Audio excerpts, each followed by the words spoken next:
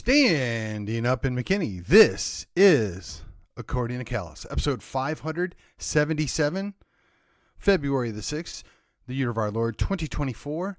Today, we're going to go off script. Well, not really. We're just going to do something a little different that we haven't done for quite some time. We're going to do a Testify Tuesday. That is, I'm going to talk about some things that I think need to be put out there, not necessarily related to anything else that I would normally talk about. And today is going to be especially interesting because I'm going to talk about one of the forbidden topics, right? One of those things that they will instantaneously, disincentivize any of your listeners for following along. The algorithms hate it. Yesterday's episode, by the way, so far, not looking good as I record this.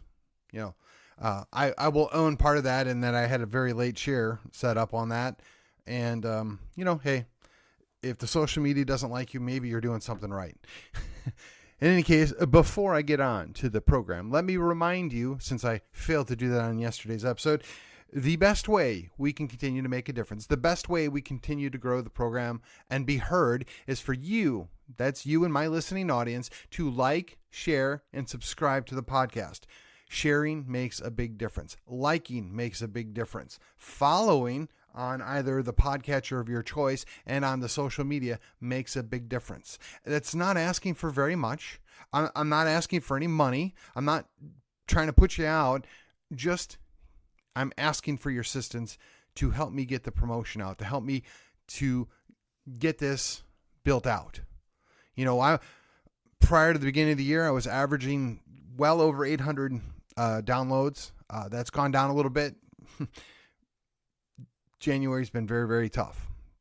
In real life, there's been a lot of things going on. And, I'm still doing my best to get here and get it out in a timely fashion and do the thing. But I got to tell you, it's been rough. But I think this is valuable. I think it's important.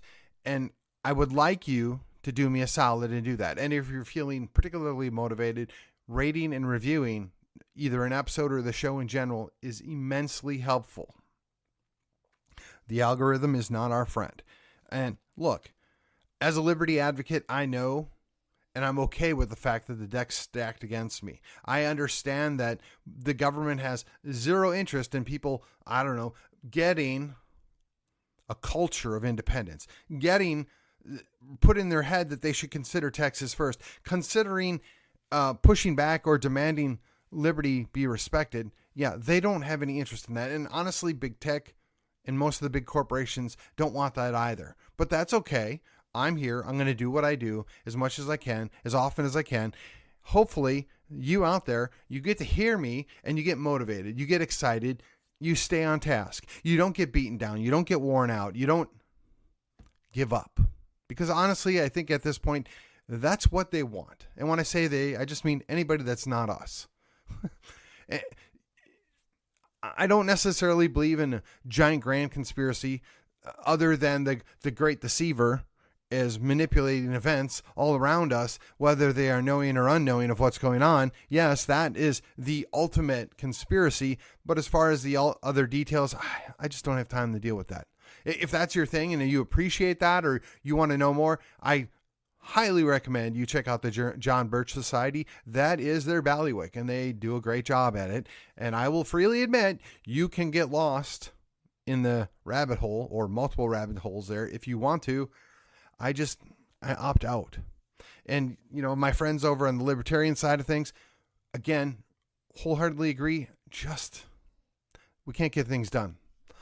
That leaves us the Republican Party. That leaves us working with the people that believe that compromising on principles is a good idea. I don't know how else to phrase it. I fully believe in compromising on progress, compromising on personal choice, compromising on performance or how you're doing things, right? The preferred methods. But on the principles, you shouldn't be. Now, depending on what those principles are, that gets dicey, right? If you believe in zero compromise, well, you're going to be kind of disappointed. If it's your principle to never compromise, never, take a win, even if it's a 58% win when you can get it, and instead take the loss on something for 75 or 80%, I don't see that.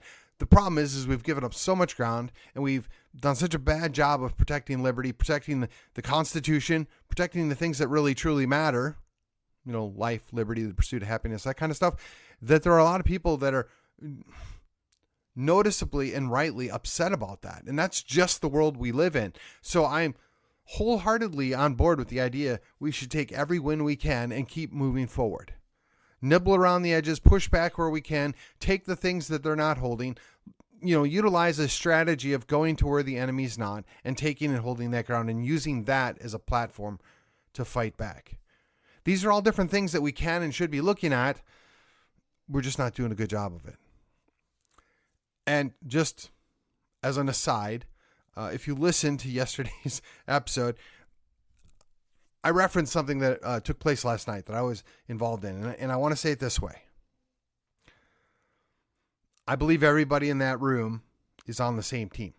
I wholeheartedly disagreed with several things that were trying to be accomplished. I would say not on a matter of principle, but on a matter of not a good idea. Just more trouble than it's worth, in my opinion. I stand by that. But I also say I lost. I own the loss. I'm prepared to move on and let bygones be bygones. I certainly hope those that stood against me, who had a majority, feel the same way. But we'll wait and see. Personal note over. All right. On to the program. 6 minutes in. Here we go. So on this Testify Tuesday, I want to bring up a couple of things. And I'm curious if anybody's been paying attention. And I want you to think about it. I don't want you to get lost in the details or the conspiracy or blame. I'm not looking to do any of that. I am looking to see if you're paying attention like I am. And look, some of the stuff gets pointed out to me, and then as soon as I see it, it's like, oh, yeah, that does connect to that. Or that makes sense. Or that's a piece of the puzzle I didn't know about. So I don't claim to be all-knowing and all-seeing here. So I'm imparting this to you as a gift. Somebody brought it to my attention. I'm passing it along to you. So, item number 1, the cost of insurance, vehicle insurance. In the last 2 years, my vehicle insurance is basically doubled. Now, I will freely admit part of that's on me. And I would accept a 20 or 30% adjustment on me. But 100% or darn near 100%, I think it's 85%. I didn't run the actual numbers. I just kind of did the little ballpark rounding situation there. But it's at least 50% higher. That'd be probably the best way to approach this. It's at least 50% higher than any way I can understand and justify from my actions or my family's actions. It makes no sense to me. And I know this isn't just me, because I speak to my in-laws, I speak to, other family members, and pretty much across the board, they've talked about these massive jumps in cost of insurance. Now, insurance carriers, they carry multiple forms of insurance, auto, home, life, health, right? So if they're taking a bath, right? If they're losing money in one area, what's one way they can offset that loss? Well, clearly they can take more money in an area that, is not affected as much. So just think to yourself, what might have happened, I don't know, say starting in 2000 or 2001, that could have caused issues that would necessitate the insurance companies to refigure out their mix so that they can stay with a net positive cash flow. Draw your own conclusions here, folks. It's not that hard to figure out. But if I say certain key words, well, the algorithm's going to come in and chomp up this episode as well. Those double-digit episodes are a kick in the teeth. But, when you've got a day before or a day after that you can hit over 800, you just take it. Take it. It's the way it rolls. All right. Second issue, I believe related. But again, are you paying attention? We have let's call a sudden increase of cancers, whether it's reoccurring cancer, i.e. returning, or what they are now calling turbo cancer, i.e. cancer that normally would progress and would take, say, a year to 5 years before you're at the point where you lost the battle and it's compressed. So I've had direct information, we'll call it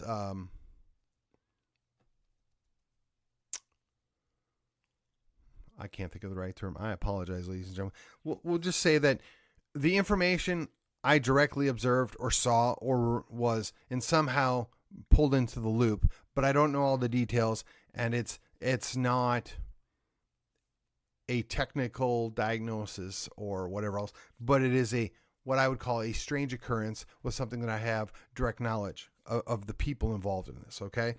So on a cancer that in theory is terminal or maybe survivable, the survivable becomes terminal quickly, and the terminal that might have been, say, 2 to 4 years is now, 6 months to a year. So you got to ask yourself, how did this happen? Why is this happening? What's changed? Now, again, if the rate goes up, let's say 5%, maybe you don't pay any attention. But if it's going up like 25%, well, you should raise some eyebrows here. You should consider what's going on. What's different? What's changed? Again, the same basic time period here. Might there be a corollary that could be causation? We don't know that. We're not saying that, but we're just adding these things up, right? This is all corollary, coincidental evidence that maybe becomes something. All right. Now, the next thing, again, I would say related, we have an issue of what's called excess death. That is, there's an expectation on these people that do this for a living where they expect X percentage of people to die in any given time frame. So I'm going to make numbers up. I don't know what they are. I don't really care. This is where you would go talk to an actuary if you can find one. Or if you have questions about the cancer stuff, you'd go find a doctor that's willing to talk to you about it, and they could probably give you a little bit better explanation of what they're seeing. They're probably not going to draw a conclusion because they want to stay employed, but they can perhaps elaborate on what they're seeing. So, if you expect, and we're, again, making numbers up just for the purposes of this example, a death percentage of the total population of, let's call it 5%. I don't know what it is, but let's just say it's 5%. If that jumps up to 7 or 8%, I mean, that's pretty much a 50% increase there. Something's going on. But if it's jumping up to, say, 10%, and I don't know what that is, right? I don't know what these macro numbers are. And depending on how you break it and slice it and dice it, I'm sure this is where your actuary would come in. They would have some conclusions of logic that, hey, we have unaccounted for excess death year over year or month over month or decade over decade. There's something going on here. Now, again, just using observation and logic, might we deduce or come to a conclusion that something else started occurring at this point a little over 4 years ago? Might there have been something else at play? Well, what could be related to these excess deaths? How do we account for this? Why is nobody really talking about it? Now, there's all sorts of other, let's call them anecdotal evidences of strange things being found when it had to do with dead bodies. But setting all that aside, let's just say none of that matters. Just looking at an average, an expected average that's proved out over a long period of time. And if it's got a sudden spike, what might be the cause of that? And I'm not talking about, hey, we're over in that place in Europe where they're currently fighting over an area because of language differences. And yes, I'm purposely being obtuse. Again, I'm trying to avoid getting this spiked, but if you set that aside, that doesn't account for excess mortality in the United States or the UK or France or Germany or really any of the countries in Africa, starting in Nigeria, going down to South Africa, going over to Ethiopia, and then back over to Ghana. I mean, none of this really makes sense. So now that you've got your thinking cap on and you're considering this, what might be the common link?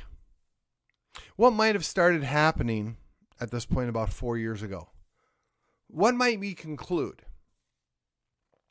Now, look, a lot of people made choices based upon the information they are provided. A lot of people trusted people that have since proven to not be worthy of trust, whether they were government employees, they were mouthpieces, or they were propaganda people, or just people that should have known better but didn't. When we draw these three things together, that should lead to a number of conclusions, for sure, but additional questions. What are we supposed to think about this? What maybe is at play?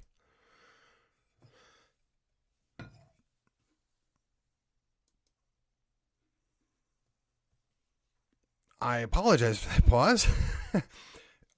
I honestly, I don't know where to go with this, right? What shall we think about this? What should we consider is that, the background of this? When we consider all that we've seen and play out. Now, I want to caution you. I think very little of this has to do with a resident at 1600. I think very little of this has to do with any specific one person. Now, again, if you're in that rabbit hole, I'm sure you could name a whole list of people that are involved or know more or propagated what we've been dealing with. But at the end of the day, you can't do anything about that. The bell's been rung. We have to move on. We have to find a way to go forward. So I myself still believe there are legitimate political solutions that can be brought along or brought to bear. Let's put it that way. They're getting slim. They're getting few and far between. They're getting more desperate. So when people give me grief, when people push back on the idea of Texit, right? Or why would you support the Texas nationalist movement? And yeah, I realize this will probably get it spiked, but understand that I'm merely acknowledging the world that we live in. It's not what I want. It's not what my first choice would be. It's not even the best outcome possible. It's just an option. And in my opinion, at this point, it's the least bad option in some cases, right? Before we even go to that conclusion, let me remind you of all we said.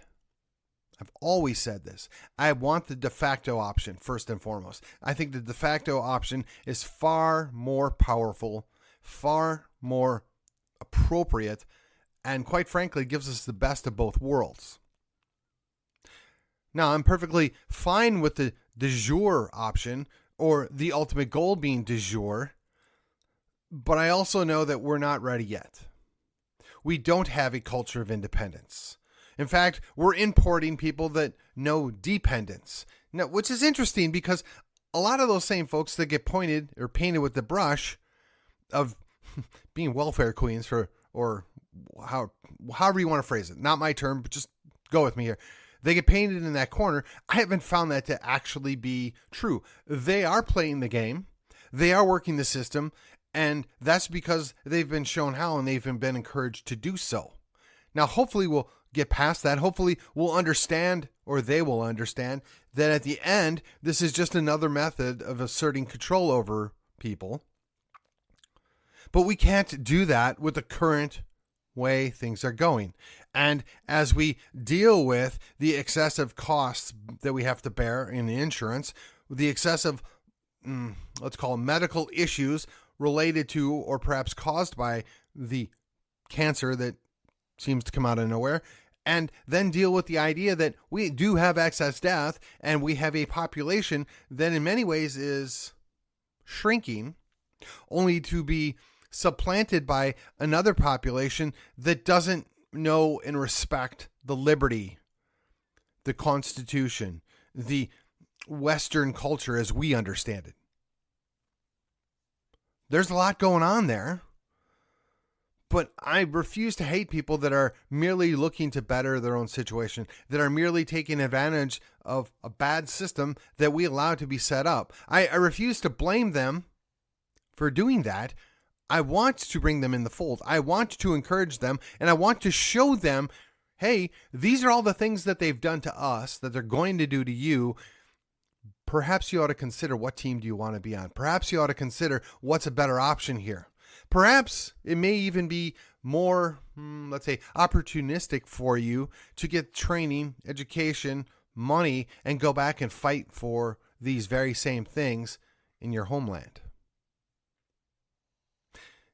And while we're on the topic of the homeland, if you wonder how Scotland got to be a progressive nightmare that it is now, if you wonder how Ireland basically sold themselves out at this point now, that's because we got all the good ones.